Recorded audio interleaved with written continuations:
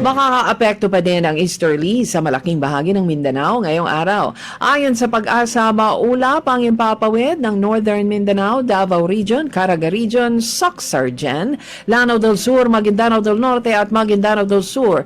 At may tsansa ng mahinang pag-ulan sa dakong hapon o gabi. Walang namomonitor na low pressure area ang Pag-asa sa loob o labas ng bansa at nararanasang mahinang pag-ulan ay idulot naman ng easterlies o mainit na hangin mula sa dagat Pasipiko. NBBC Bida Balita. Oras sa Pilipinas, 6 na minuto bago sumapit ang alas 8. At sumayin niyo ang NDBC Bida Balita ngayong araw ng Huwebes, 26 para sa buwan ng Marso taong 2026. Ako naman po, si Grace Vergara Tanghal. Hanggang sa susunod na balitaan, maraming salamat at isang mapayapang umaga sa inyong lahat.